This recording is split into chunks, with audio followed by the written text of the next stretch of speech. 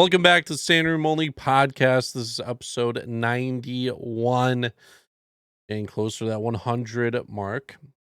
We have a lot of big news, I'd say, this week. Ben Simmons officially saying that he's no longer going to be a 76er. Justin Fields getting the start for this coming Sunday. Some baseball talk as the season rounds out. So, guys are interested in all that. As always, you can follow us on social media at SROnlyPod. You can follow our personal pages. Mine is at the Healy6. And I am iGoose with 4 O's. Twitter, Instagram, hit that follow. So, didn't get to tell you this, but went to Milwaukee for the Brewers Cubs game this past weekend. And even though the Cubs were just out of the contention, it was like a Chicago Cubs home game in Milwaukee. What do they call it? Isn't that Wrigleyville North? They call it Wrigley North. Okay. But yeah, it was like majority Cubs fans. The Brewers have 90 wins. The Cubs aren't even contention, yet the stadium was packed with Cubs fans. During the game, there was a couple home runs for the Brewers, and at one point I kind of forgot that the Cubs were the road team. With them, Ian Happ hit a home run at one point, and I was so used to like the lights flashing and like music playing that Ian Happ hitting that home run and him just running around the bases with like the stadium sound silent. I'm like, why aren't they playing any music or anything? And I was like, oh yeah, it's a road game. Yeah, it's crazy how much the Cubs fans will always show out regardless. It's regardless of how they're playing. Maybe it's because they've had so many years of being so bad that it's just like at this point it's like pride. Mm-hmm. Because you get the Southsiders, and as a Sox fan, I'm allowed to say this, but our fans are nowhere to be found unless they are I leading think the division. I think that's kind of like the Brewers too, like, Mm-hmm. and Milwaukee sports in general, where unless it's playoff time, you won't necessarily see their stadiums packed to full capacity at any time, like Mm-hmm. all times. Because with the White Sox, we went to a game, Houston Astros game a couple months ago, and it was like the 9th sellout of the year, and it was their like 40th or 50th home game of the Mm-hmm. year. And how do you sell out nine of 50 games? Unless it is a big team such as Houston, because who doesn't want to see Houston Yeah. in any city? Yeah, it's So, how many games does that make for you this year? I am at 15 games at the moment. I thought I was going to be done. Next week though, the Reds come to town one more time to play the White Sox. We play a couple game series next Tuesday and Wednesday. So I don't know what you have with work. If you want to go next Wednesday's game, Tony Santion, Tyler Stevenson, they'll be there. Oof. Oof. And that's in my realm of Yeah. the city there. So yeah, I'll have to take a look at that. I'm always interested in going to games. Obviously, I've only gone to 2 this year. So, which is more than I've been to in a while, obviously not including the reasoning of COVID. But yeah, you might end up at 20 because I don't know about you, but October baseball's coming around and we got playoff baseball. Brewers are going to be in the playoffs. The White Sox are going to be in the playoffs. I have to go to a couple games. Yeah, Like, definitely going to a game. I was thinking about it, and 16 games next week would make it technically a 10th of the season I've been to, like in just like for a team's full schedule. Not all the same team, but like scattered around. It's almost like you're a fan of the baseball game that's being played. I don't know. It's kind of weird. Yeah, and I'm trying to like think of how many games per month. 6 months. That's almost 3 games a month. On top of all the content that you already post for MLB and the show, Yeah. you are living every person's dream that wish that when they grew up they could do. Yeah, pretty Uh, sick. Not to include the amount of basketball games and football games. At least one football game. Football's pretty. It's only one game a week, and it's obviously a lot more expensive than baseball games. But I'm going to at least one football game. I want to try to go to 3 Bulls games this year, Yep. whether if it's on the road, Milwaukee. So as far as professional games go, I know for you, you're going to top 20. I'll get to between 5 and 10 somewhere, depending on how the season goes, with the Sox and then obviously with the Bulls too. So Yeah, still a lot of sports left to be played. I love it. Speaking of sports, this is what the podcast is about. We got some football talk about week 2 in the books. Big news. Big news. Do we want to recap week 2 or do we want to get straight to the big news? Because we'll recap. We'll recap week 2. We'll recap. Because that leads to the big news. It does. Week 2's done. Week 2 was an interesting week, to say the least. We saw last Thursday night Giants and Washington in a battle of the NFC East, which last 2 seasons has been a joke, but quietly their defenses, like every team's defense is good minus Dallas. And when I say good, I mean they can hit the quarterback, they can force turnovers. Giants and Redskins ended up being a very entertaining game. I am every game becoming a bigger fan of Scary Terry McLaurin, the receiver for the Redskins. I've been a fan of him since probably last year's when it started to take off. Dude had a crazy catch in the game. He ends up having a crazy catch at least once a week. We're finding out Daniel Jones is the next Michael Vick. What the hell's going on? I don't even know. That was a good game. That was actually a really good game. Even though Saquon Barkley has yet to come around, he's slowly and progressing in the offense as far as how many snaps he's playing. So he may end up coming around and being old Saquon, maybe not. But that was a good first game to kick off week 2, and it set the tone. Yeah, well, it was a shame that it did have to end on a fluke call that completely changed the game. Which call? Dexter Lawrence perfectly timed the snap, and they called him offsides, which led to Washington kicking the field goal again and then hitting it the second time because they missed the first time. They should review that always. And even then, couldn't they? You can challenge an offsides, right? Under 2 minutes. Oh, you're right. It's at the end of the game. It's got to be. I don't even know if you could challenge offside. Wow. I feel like pass interference would be that, or like a place of a ball. Yeah. Wow. And it's not neutral zone infraction. They just called it offsides. They let them kick it. Because if he would have made it, they would have just declined the penalty. Yeah. Yeah. I mean, in a way, yeah. Especially if he wasn't offsides, that is kind of BS. Yeah, the next day they came out with footage, and he timed it so well that it looked offsides in like real time. That's crazy.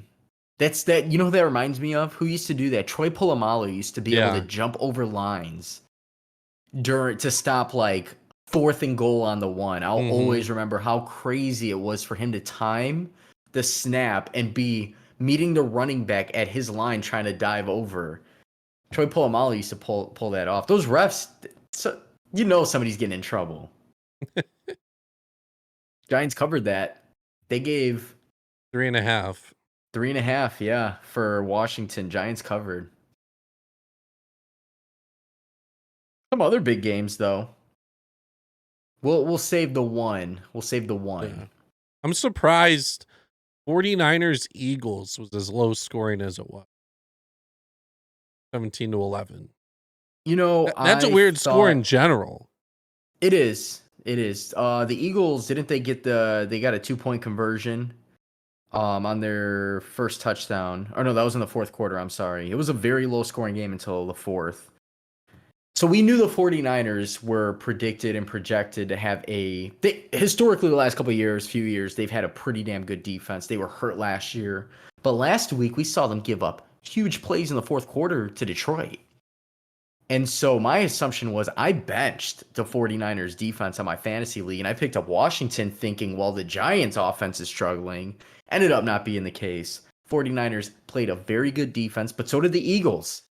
The Eagles actually, and this is what I was saying, the NFC East, they are one of those teams with a pretty damn solid defense. And that's not the 49ers. I know their offense hasn't been great, but they lit it up against Detroit. And I know Detroit's not that good, but to only score 7 points through the first 3 quarters, Eagles did a damn good job. They ended up, and the funny thing is Garoppolo ended up having like a solid game, but his quarterback rating doesn't really show for what he actually did. He had a 100.6 quarterback rating, only 189 passing yards. They ran the ball, not so well. The Eagles played a good defense overall. I like Jalen Hurts, even though he had a mediocre game. I don't want to say it was a bad game. He ran for 82 yards. He throws a nice ball. He throws a very nice ball. I'm not going to compare him to Lamar Jackson, but you kind of catch that vibe there. Quarterback who can run and throw some darts. Mm-hmm. We had the Rams versus Colts. That was another 12 p.m. slate. Rams came out on top. I think we saw Carson Wentz. Pretty sure that game he was pretty good. Colts. He was 20 of 31, 247. He had a pick. He had only 1 touchdown. But from what I saw, he had a couple. He had a couple nice dimes. Yeah, they did pretty well for what they have, and who they were going against. He did get sacked 3 times, but it's bound to happen when you're going against the Rams defense, which is pretty much top tier. Aaron Donald, that's all you got to say.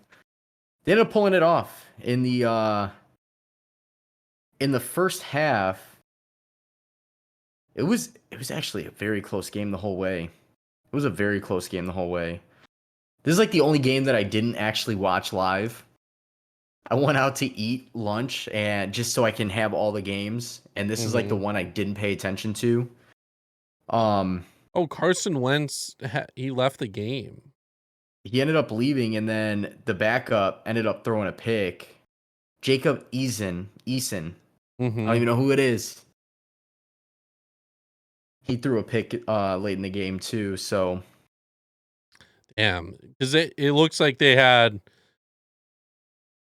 to go a while in their final possession. But yeah, not having Carson Wentz definitely hurts. That's gonna kill them. The Colts, with a good quarterback, is a playoff team that can contend.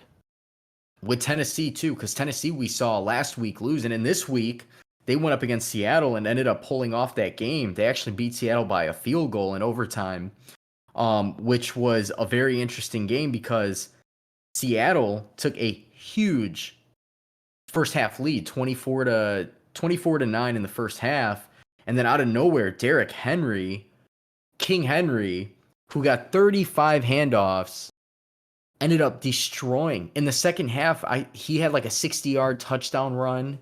He did Derrick Henry things, and he helped lead this team back to victory. Julio Jones had a pretty good game after kind of a mediocre game 1 with Tennessee. Derrick Henry went for almost 240 yards total in the game with 3 touchdowns. And I just want to point out my FanDuel lineup that I posted on the Standing Room Only podcast was one where I was like, it's a boomer bust. And I didn't post my other lineup that I actually created strategically a couple of days before. Ended up going off for like 170 points, which is big because for those who play, 200 points puts you in like the top percentile, like a top 5% guaranteed to win money. So I wish I posted that one. I'm getting better. I'm rusty right now. Still scored more than last week, which is key. But Derrick Henry, huge game against Seattle. And honestly, anybody facing Seattle, I feel like you kind of have to go pick at least top receiver, top running back, maybe quarterback, depending on who it is. Some other games, some notable games. Bills destroyed Miami. Tua's out. Who knows how long he's out for? One I of got the a question best. for you. Yeah. I was going to say, are you at all impressed by Houston? Yeah, with Tyrod Taylor, he's always been solid. It's just he's always been in like an unfortunate situation that's kicked Mm-hmm. him out. Well, and now I don't even think he's starting this next He's game. on He the got COVID hurt. list. Oh, man. Oh, man. That's rough. Yeah, because he got taken out in that game. They put him on the IR. He's like on the IR. It just says they put him on the IR. That is I know he's on the interesting. COVID list. Maybe, it's probably is there like a COVID Yeah. IR? Yeah. Yeah, there is. Well, he has been playing pretty damn well. And I'm not going to say he's a replacement for Deshaun Watson. I don't think there's really anybody who can replace Deshaun Watson when it comes to skill. Obviously, Deshaun Watson is yet to figure out his legal situation, which we may or may not ever see him play again. And if not, and if what he did, and obviously that's a whole nother conversation, then so be it. But Houston has surprised me. They don't have JJ Watt. They got rid of Davion Clowney a while back, a couple seasons ago. They have Mark Ingram as a back. They have David Johnson as another back. Yep. Phillip Lindsay as another back. Guys who have been in the league quite a while. Brandon Cooks at receiver. And then you get to the defense. And the defense, you're like, okay. Marcellus, they picked up Christian Kirksey, who obviously was with Green Bay before. I mean, to put up 20, to only lose to Cleveland, and it was closer than expected. Cleveland ended up putting up 17-7 in the second half. That was the difference maker. Houston's definitely a surprising team. Now, moving forward, I don't expect them to really win much. Yeah, especially with Tyrod Taylor not being under quarterback. Yep. I feel like who's even their backup? Their backup is Davis Mills. Never Out of heard of him. Stanford. Never heard of him. Drafted round 3, pick 3 of this year's draft. Played at Stanford. Rookie quarterback. Went 8 for 18, 102 yards. Threw a touchdown. Threw an interception. Got sacked once. He also had 2 rushes for -1 yards. So whatever defense you want to play this week is probably who the Texans are playing. They play tomorrow, and they're playing Carolina, who have their defense actually has been playing extremely well. They've accumulated multiple sacks per game in the last couple of games, and I did pick them up. Didn't even have to grab them off the waivers. They were just there, free agents. Picked them up. It's definitely the steal of the week. I'm facing my girlfriend this week. And this is where she finds out that I'm very competitive. And not only am I going to win, I make sure she doesn't hear me. But it's going down. That's all I got to say. Green Bay won. Monday night action. Aaron Rodgers looked great. I think he went like 10 for 10 or 12 for 12 or something like that on second and third downs, which was very, very, very important because the week before, they couldn't run the ball. They couldn't pass the ball. Aaron Jones had himself a hell of a game. 4 total touchdowns, 3 receiving, 1 on the ground. He had 67 yards rushing, 48 yards in the air catching. Devontae Adams had a breakthrough game. Not really. He had an average game for Devontae Adams, 8 catches, 121 yards. No touchdowns yet through the first 2 games. I'm expecting big things moving forward. Yeah, all on my timeline, I didn't really watch the game, but all on my timeline was Aaron Jones just scoring time after time. Nonstop. Nonstop. I'm glad I have him in my fantasy league. Still managed to lose by 1 because TJ Hawkinson, I was going against, caught a touchdown. Actually, TJ Hawkinson at some point has to be in consideration of top 5 tight ends in the league. I mean, I actually like him more than Mark Andrews, and Mark Andrews is a pretty damn good tight end for Baltimore. Besides that, the Lions, they got demolished. Didn't really show up in the second half. Saints got destroyed by Carolina after the destruction on Green Bay in week 1. Kind of a humbling game for Jameis Winston and the Saints. Still I think they'll be solid moving forward. Chiefs. The top 2 games of the week had to have been Vikings Cardinals and Chiefs Ravens. Oh yeah. The Vikings getting flashbacks to all those missed kicks. Like, we think, oh my gosh, Chicago thinks it's bad with Cody Parkey. You have not seen what the Vikings have gone through in their history. It's been bad. They missed a field goal and an extra point.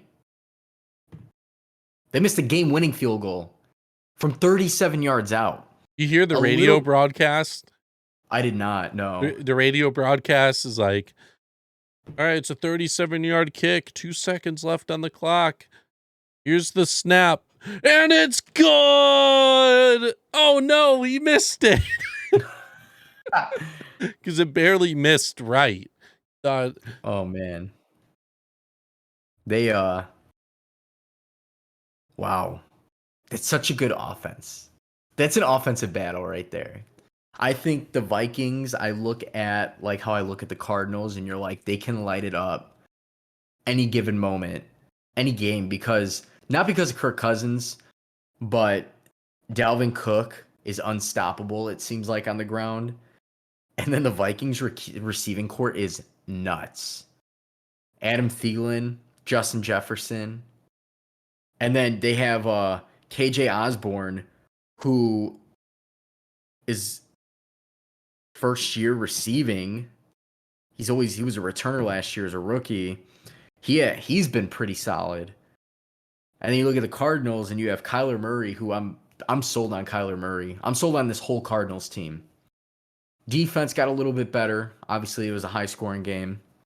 Kyler Murray, DeAndre Hopkins, AJ Green, who, yeah, I know he's older, but he can still do it.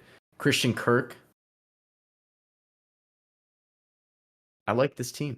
2-0. Very good game. It's just they're in the toughest division in football.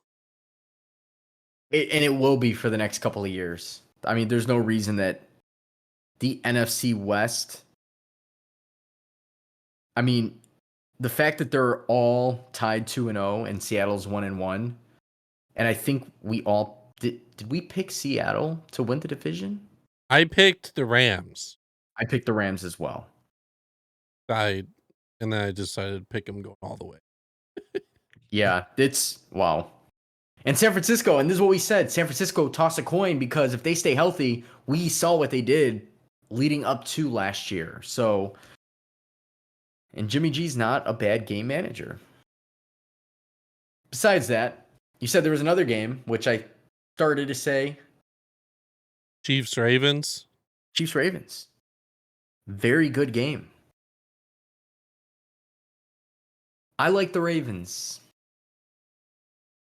This reminds me of 2 seasons ago when Baltimore was, I think, 14-2. Mm-hmm.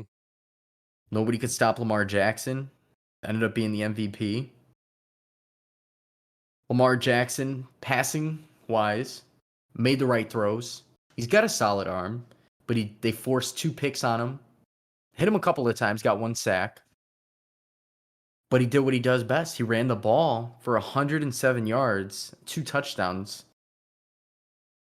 And Pat Mahomes didn't even have a bad game. The Chiefs' running game is not good. It can be like there's going to be games where they run well, but they do not have a good ground game at all, and I think it's going to hurt them. You saw people crashing Clyde Edwards-Helaire. He had a fumble in that game. Costly one. It was right at the end. Yep. Yeah. I mean, luckily they do have the weapons that they have at the receiving core with Kelsey and Tyreek Hill, which Tyreek Hill was quiet all game, 14 yards. Even then, so you look at that, you look at the stats, and you're like, there's no way the Chiefs had a chance to win this game, but they did. I mean, their defense, they had some big plays, and it came down to fourth quarter. The Ravens go unanswered, 12 points, win the game, get a huge stop at the end of the game.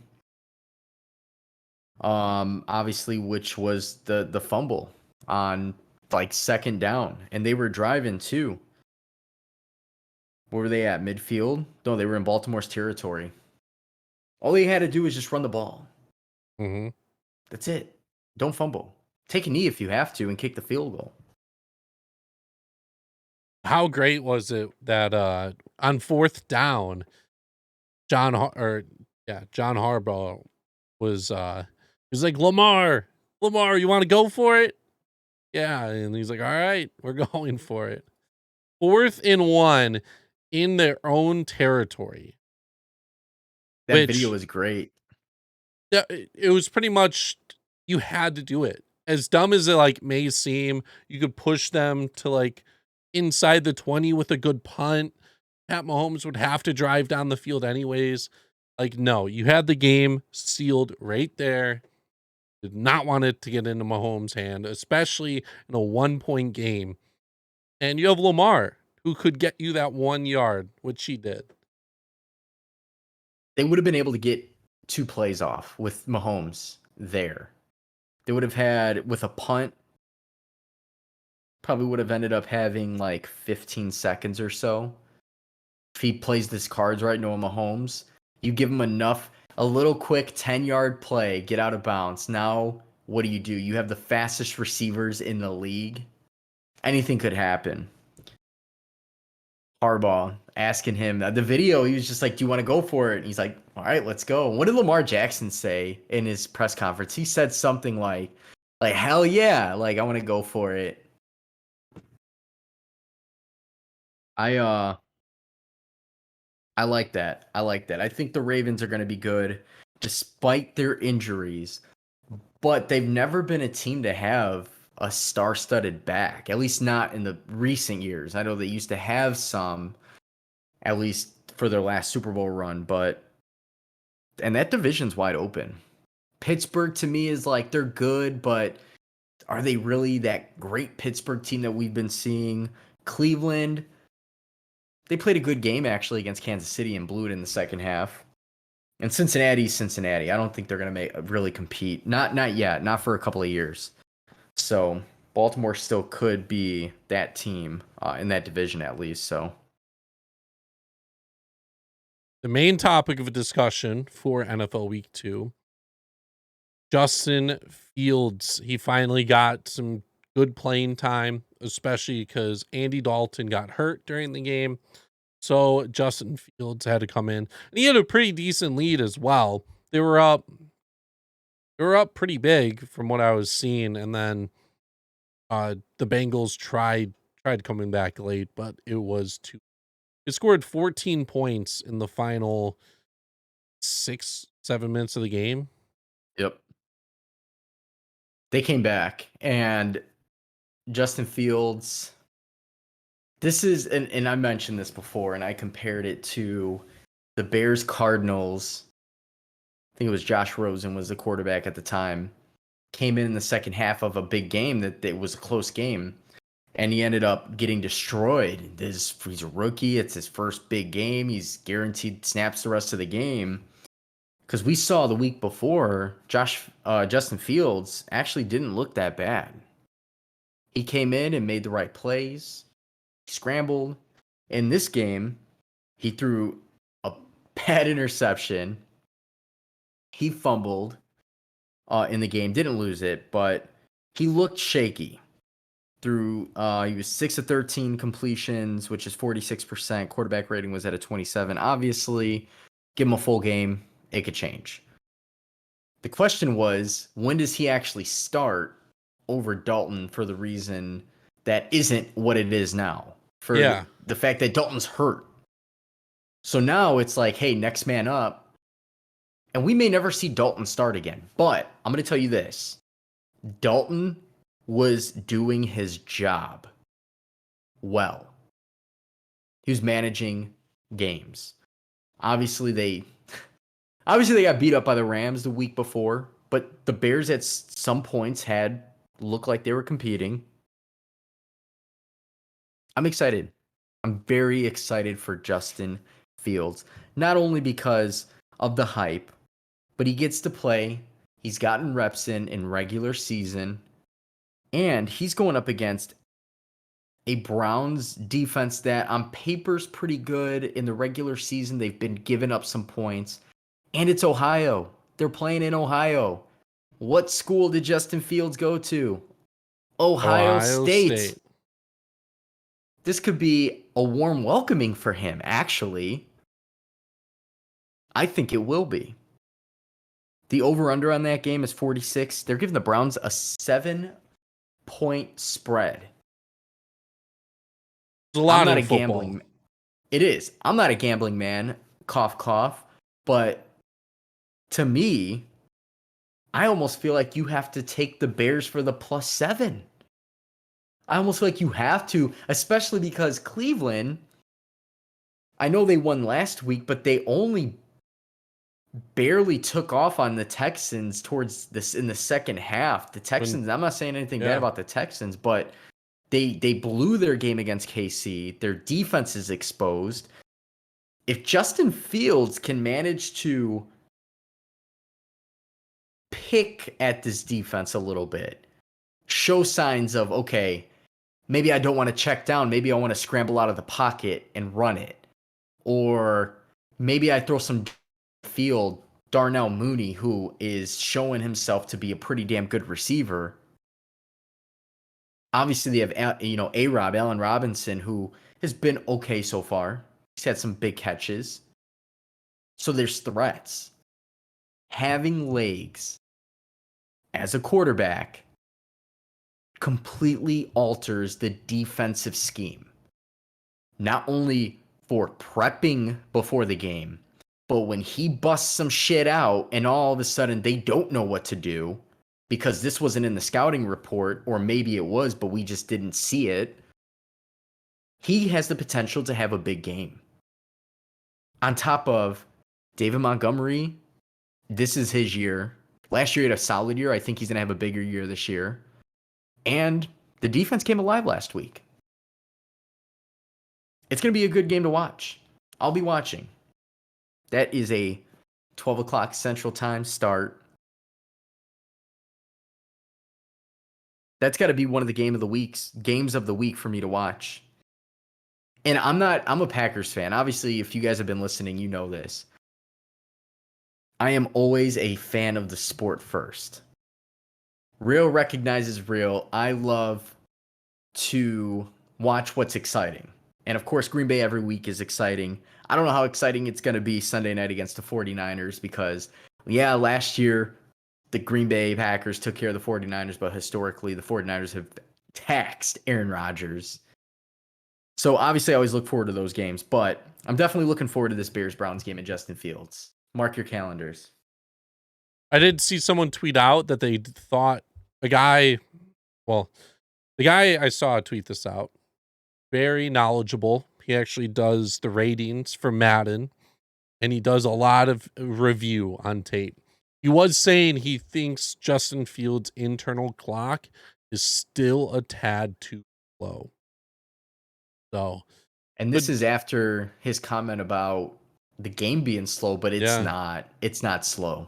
No, now he's going up against the first string guys, like legitimate players and schemes as well. Like I don't know if the teams were gonna pull out their top plays during the preseason, more of just getting reps in. Now you're gonna see a bunch of schemes and different kind of trick plays to get to you. The Browns, from what I'm looking at, wow. So the Browns interception total defensively is 1. Sack total, of course, Myles Garrett's on that list. Myles Garrett, he has 1. They have 3 total sacks all season. They're about to feast. I have a feeling, will Because the force Bears' Justin other first round Fields. pick is on the IR as well. Yeah. Is that Tevin? Well, he got surgery before the season. Now Borum is on the Oh, IR as well. they're bound to get beat up. The good thing about Fields, though, is compared to Dalton, is he has legs. Yeah. But with the lack of experience, I feel like he is more susceptible to what we have seen with lack of experience and pressure is forced throws. Trubisky was perfect at it. He had legs and he threw a lot of bad passes and threw a lot of interceptions. Yes. I don't know if the Bears will win, but this game is a very good game for Justin Fields to wet his whistle, if you know what I mean. To get his, not his toes wet, to just dive in and learn how to swim because he's going to get beat up. Myles Garrett's going to be in his face. And if all goes well, and I think if he has a solid game, you got to start him week 4. Unless he has a completely horrible game and Dalton is back because it's not an ACL injury for Dalton. I think that is a juicier matchup for anybody, Detroit's defense. So if he can get through this alive, not get destroyed, make some good plays, make some good reads, scramble, run, whatever he's got to do to show he is the man in control. I say you start him against Detroit. Let him. That's a confidence game right there because there's no reason he shouldn't do well against Detroit. But it all depends on his performance in this Cleveland game because obviously then the schedule gets very, very tough. Very tough because at that point you have the Raiders. You're going to end up facing Green Bay, Tampa, San Francisco, Pittsburgh, Baltimore, like the toughest teams in the league. I think it's good that they start him now. And I understand it's because of injury. Regardless of the reason, let him get beat up a little bit if it's going to happen. Because when you get beat up, you learn to basically how not to get beat up is what it is. And if he ends up having a good game, so be it.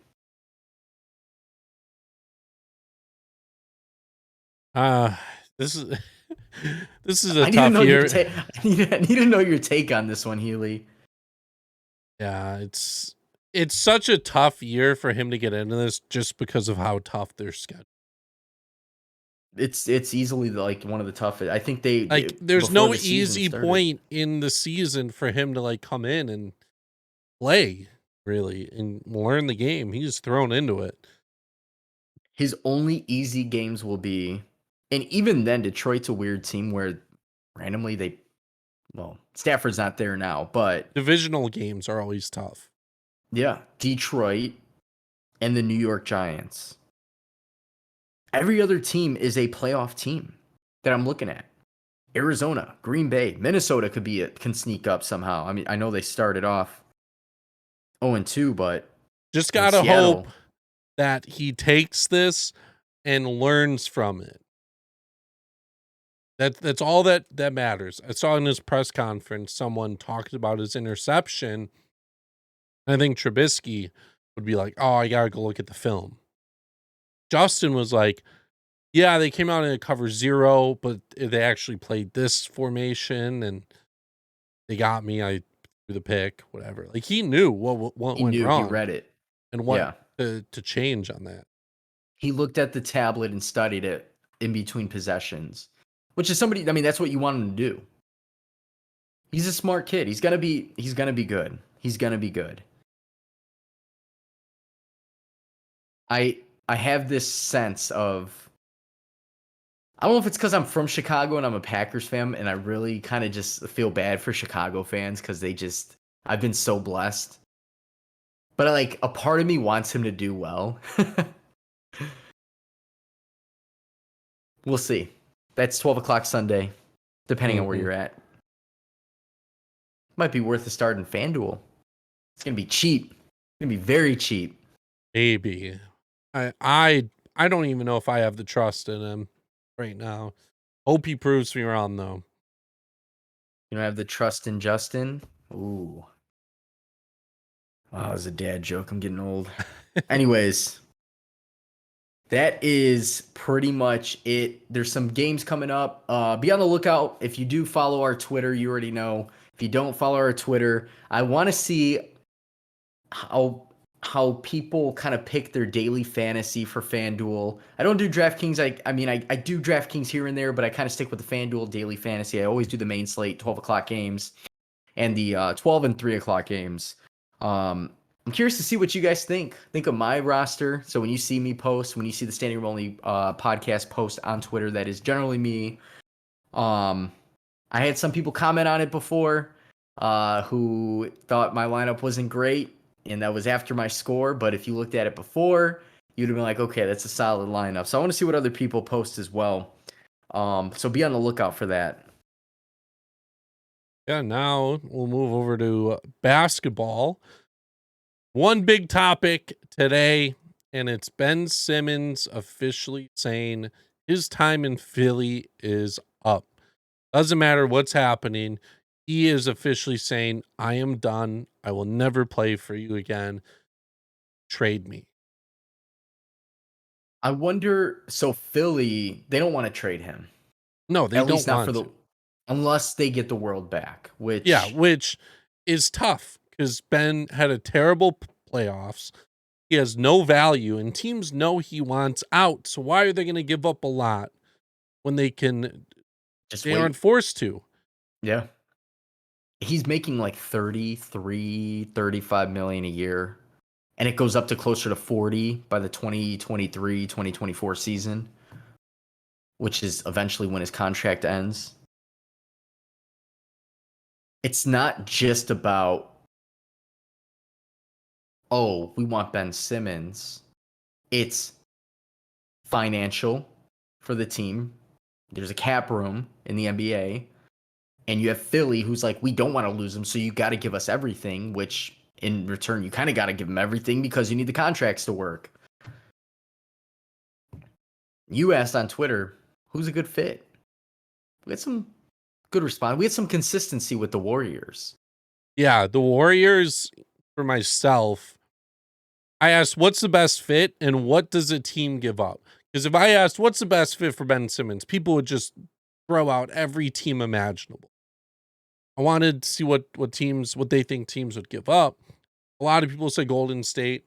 I think Golden State's a good location just because I think of Ben Simmons, as bad as this will sound, it would fit their offense well. He'd be a better Draymond Green. He'd be like 6 inches taller. He already has the passing skills. He's a great defender, just like he is. He can handle the ball better. It's just they both shoot terribly. Yeah.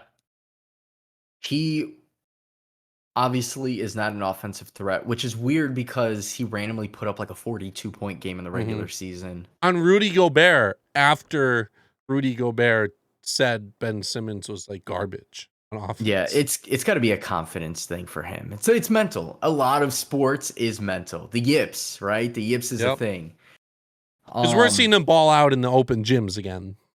yeah, you see him. Well, he can shoot the three ball in the offseason randomly, but I could see that. I can see Golden State would be probably one of the best fits only because of the style of offense matched with a very because he's obviously a really good defender. Where would like and there's not really positions. There's not a true point guard, true shooting guard. That's out the window. Yeah, Steph Curry's the point guard, but Ben Simmons could still handle the ball. And the thing about Ben Simmons, there's times where he is able to force his way to the paint, and that's going to even open up the three ball even more if he starts to find that mojo again. But I I could see it. But the problem with that is, all right, what is Philly gonna want? Because they really want him, but then they're gonna want the world. Doc Rivers said today, I want to somehow figure out how we can keep Ben Simmons. There's no keeping him. When a player says he's done, he's done. Historically speaking. Yeah, now Philadelphia as a whole hates Ben Simmons. So, like, Yeah, even and if they're Philly fans even if are they did tough. try bringing him back, and he was like, you know what? Yeah, let me come back. It's just the relationship is Yeah, well, the playoff performance killed him a little bit. The fans did not like that because their team isn't bad. They are wasting Joel Embiid's years. I mean, it's plain and simple. He is one of the most dominant centers in this era of basketball. since Shaq, pretty much. Since Shaq, yeah. Jokic is good. Jokic obviously is the MVP. He's great. Yeah, but I don't But think of him as like a dominant, super tall center. no, he's one of those centers who just he handles the ball every up and down the court. Like that's cool. When I think of like center in the paint, offense, defense, Joel Embiid is it, and he can shoot the three ball when he needs to. I don't know what the Warriors can give up. Somebody said Andrew Wiggins, a few picks. I'm not gonna be satisfied with Andrew Wiggins. Yeah, Nobody's satisfied with Andrew Wiggins or his contract. I just don't know what's gonna work. Somebody said Boston. They would like that him as a facilitator in Boston, and actually, I kind of like that. good work. They have Jason Tatum and Jalen Brown. I think I don't think either of those guys are great facilitators. They tried out Kemba Walker, but he just wasn't it there. Again, it's another fit where kind of like the Warriors, you already have shooters around you and you Yeah, just have to play your role. trying to Yeah. think who would even. I mean, they would have. Somebody mentioned a package for like Robert Williams. Marcus They went Smart, out Romeo Langford, Marcus. and a bunch of picks. That'd be tough. That's so tough. They did go out and they signed Dennis Schroeder to the $5 million Oh contract. yeah. They have Al Horford, which his salary is nuts, 27 million. Can't believe that guy's making that. Um, you know, I would like to see, and this would be like my five for them. You would have Ben Simmons, you would have Jalen Brown, you could even start Schroeder, Jason Tatum, and then Ennis Cantor, maybe. I don't know who's going to start at center. Ennis Cantor, there's some games where you're like, okay, he's a starter, he's good, but then, oh, his whole thing with Portland, his stunt there wasn't the greatest. Um, they could have a good team. They could have a good team, but then what you have to give up Marcus Smart, who defensively brings so much energy and randomly has sparks on the offensive side. Is it worth it? I mean, maybe it is worth it if they can make the contract. I like him in Boston. It would keep him in the East.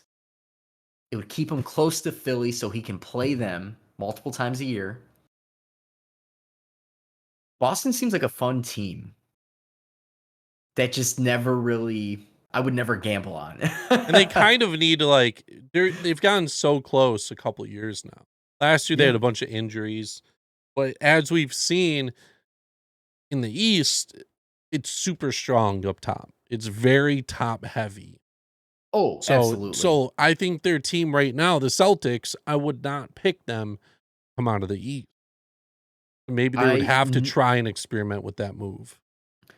the Celtics have no chance, and I'm not gonna discredit Jalen Brown or um Jason Tatum, but Jason Tatum to me is on his way to being an elite player, or is at this point. He's only Mhm, 23. He's only getting better. Jalen Brown, I think we've seen the best of. He's a scorer. Defensively, he's pretty okay. He's not a playmaker. You know what you're going to get out of him. Jason Tatum has takeover ability. He has takeover ability. He's getting stronger. He's putting weight on. He's working in the gym. He can shoot. He can drive. He has good handles. He can facilitate here and there. I don't see what's the worst that could happen if you trade away Marcus Smart and a package and maybe a first round pick. Because here's the thing, they're good enough to where they won't get a lottery pick, mhm. but they're not good enough to compete unless they get somebody. And I know a lot of people are like, Ben Simmons sucks. Ben Simmons will help a team if the foundation is right. Like Philadelphia is going to hurt a little bit by losing Ben Simmons, believe it or not. Offensively, maybe not. Defensively, yes. Boston would gain because Marcus Smart's defensive minded and whoever else. I like him in Boston or Golden State, one of those two teams. And plus, a fresh start can always help Ben Simmons. He is very Mhm. young, very young. A weird team I saw was the Timberwolves, I and, saw that like, too. I don't see him fitting there. Also, the Timberwolves just got rid of their president of basketball operations and their general manager. Carl Anthony Towns is losing it. He tweeted, like, WTF. Yep. Is it Jerson Rosas? Inappropriate relationship, workplace, got fired, creating toxic culture. The Timberwolves are the one franchise that I will never understand how they never competed with the excellent players that they've had. Carl Anthony Towns being the center that he is, and I know that he misses games. He might have a mediocre game here and there, but more times than not is a damn. You add D'Lo, Mr. Ice in his veins. Andrew Wiggins, I know, ended up going to Golden State. I never really counted Andrew Wiggins as a big time game changer, even though he had some big games. Yeah, but even so, like, they did have Jimmy Butler at one point. They had Yeah, Derrick Rose. They had Tom Thibodeau. Tom Thibodeau goes to New York with Derrick, and they're a goes to the playoff playoffs. team. He Yeah, created a good culture there to get them into the playoffs. I think that I really don't know. I don't know what the biggest thing is. What moves are you making to want to keep your star player? As far as I'm concerned, Carl Anthony Towns and his contract's up has no reason to stay at all. And you're talking about a center who can average 25 and 12 or 13 a game, every single game. The only thing that I could see them keeping him there is the development of Anthony Edwards, who is already proven to be a stud. A stud. Carl Anthony Towns is a free agent in 2024. A couple years left on his contract. Still super young. He's only 25 years old. They need to get him some help. And the weird thing is, like, I feel like he has the help. I just don't understand how they don't win. Yes. Don't understand it. I It's like, because we're not managing the team, Healy. yeah, yeah. Need to do a my GM on 2K and see what we can do. Would he fit? Would Ben Simmons fit? I don't think so. I think that D'Lo's too much of a he needs the ball in his hands a lot more. Same with Cat, kinda like like needs I the think he would ball. fit. In that team, Oh, I feel like so they're starting five as of right now. D'Angelo Russell, Malik Beasley, who I like, Anthony Edwards, who I like, Jaden McDaniels, averaged 7 and almost 4 a game last year in 24 minutes. Not bad. Depending on what the package is, I just don't think they have enough to give up. You're not going to trade Anthony Edwards, obviously, who averaged almost 20 a game in his rookie year and is like not even just turned 20. Are you going to give up D'Angelo Russell? Are you going to give up Malik Beasley? I don't even know who they give up. But if they were to get him, you can do D'Angelo Russell, Malik Beasley, Anthony Edwards, Ben Simmons, and Karl Anthony Towns on the court at the same time. Ben Simmons, how tall is he? Is he 7 foot yet? He's practically seven he's foot. like 6'10", 6'11". And it's like, again, this would turn into a team where Ben Simmons technically is running the four, but he's not running the four. They could do it, I guess. I it's my least favorite out of the bunch. But in my order, I like Boston, Golden State, and then Mhm. somewhere maybe I guess Minnesota. And then the last team that got thrown in, random, but it's always a great location for people. Oh, San Antonio. Yes. Maybe Yes. Greg Popovich could turn them around. San Antonio, even when they do have pretty decent players, it's always a spot where the media just isn't on.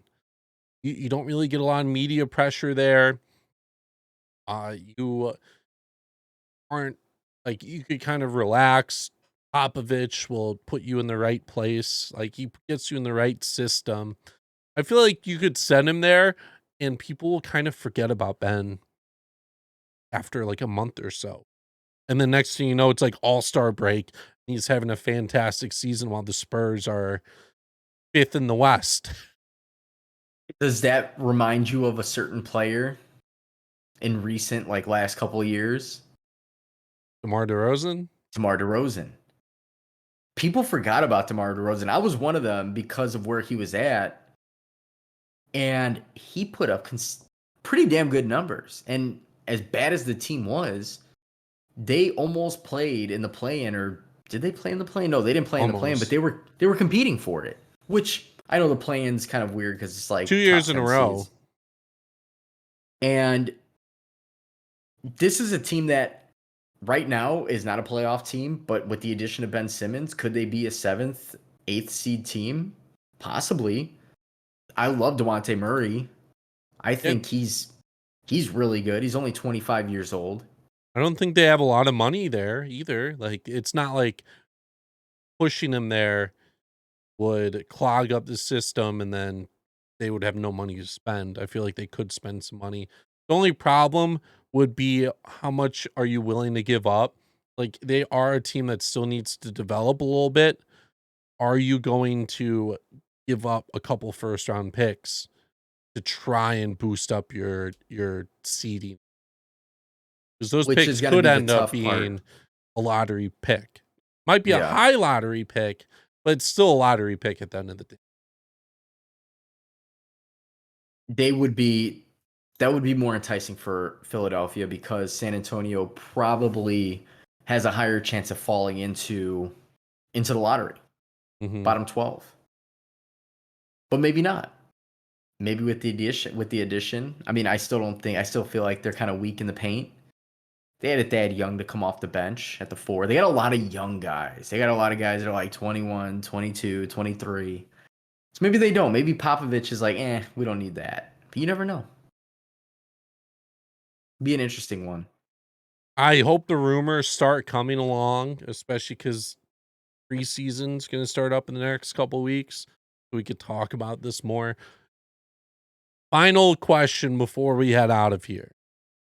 Do you think Ben Simmons is traded before the regular season starts?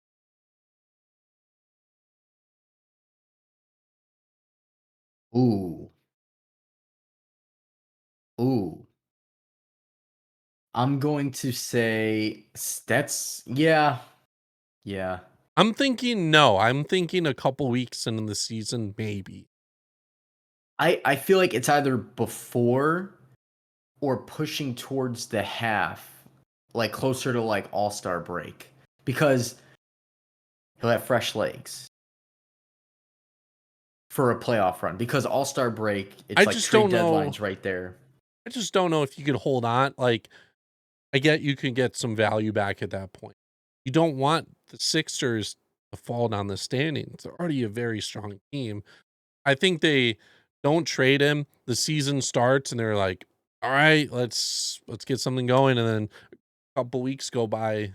They finally just, you know what? Yes, we'll accept this deal. Thank you. I agree, actually. At some point, too, you got to think about the fan base is going to be sitting there like, What are you doing? WTF? What are you doing? Like, he's not going to play. Trade him. Get something.